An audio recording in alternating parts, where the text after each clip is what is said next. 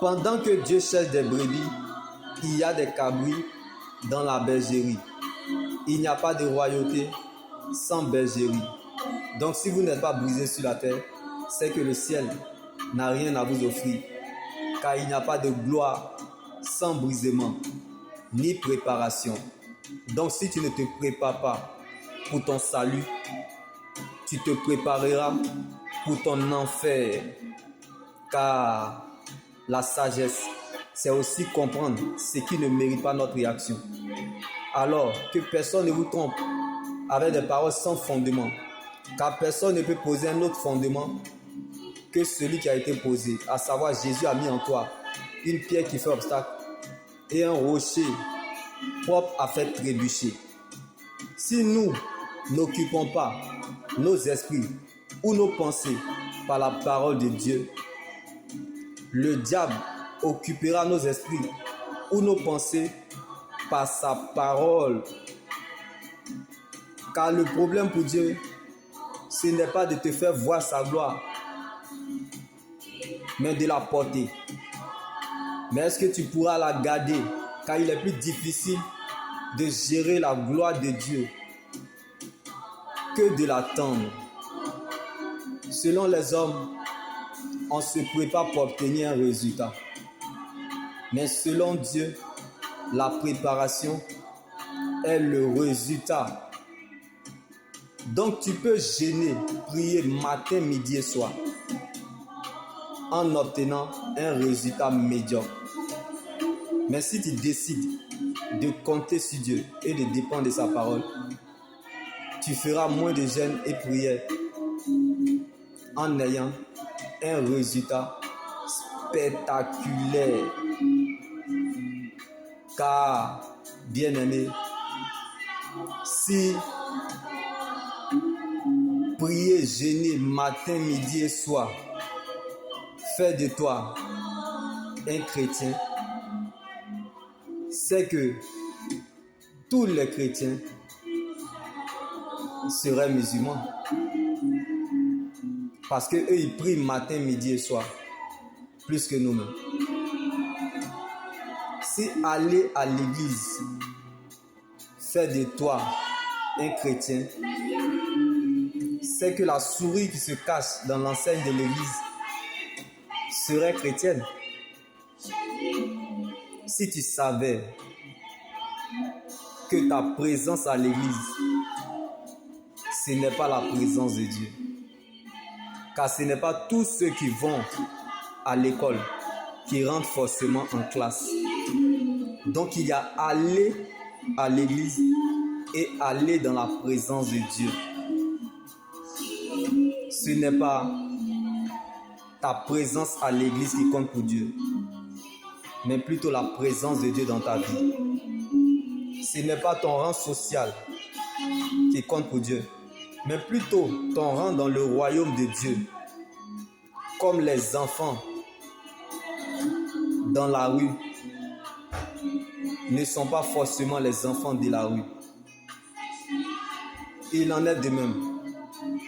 Il y a des enfants dans la maison de Dieu et les enfants de Dieu. Jésus est un refuge pour les nations et non une forteresse pour l'Église. Car avant Jésus, les gens souffraient. Jésus est venu trouver les gens dans la souffrance. Jésus est parti en laissant toujours les gens dans la souffrance. Donc l'Église n'est pas la fin de nos problèmes. Car tous ceux que Jésus a guéris, restaurés, délivrés et ressuscités sont encore morts. Alors Jésus n'est pas un fou, ni un inconscient ou aveugle pour venir mourir encore à la croix de Golgotha pour vos problèmes, mais plutôt pour le salut de votre âme et pour les pécheurs. Donc, l'Église, ce n'est pas pour ceux qui sont rassasiés, mais pour ceux qui en ont besoin. L'Église est un lieu de téléchargement et de chargement de la batterie de notre personnalité, de notre vie, de notre foi et de notre éternité. La vie chrétienne est une blessure, mais sa cicatrice demeure éternellement.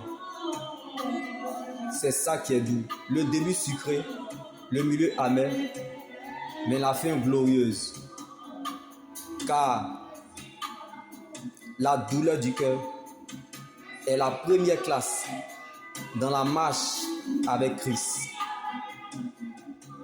Et la joie du cœur est la dernière classe. Alors sache que entre la première et la dernière classe, ton cœur sera éprouvé. Et si ton cœur réussit, ton cœur devient donc un cœur obéissant. Le ciel peut te faire confiance et compter sur toi. Et Dieu pourra t'accorder enfin son repos éternel. La vie avec Jésus est un espoir sans fin. Mais la vie sans Christ est une fin sans espoir. Donc dire qu'on est chrétien, c'est facile, tout le monde peut le dire. Mais rester chrétien jusqu'à la fin, c'est une autre chose. Car on ne peut parler de l'évangile si on a été appelé. Donc c'est très facile de prêcher que de rester devant la face de Dieu.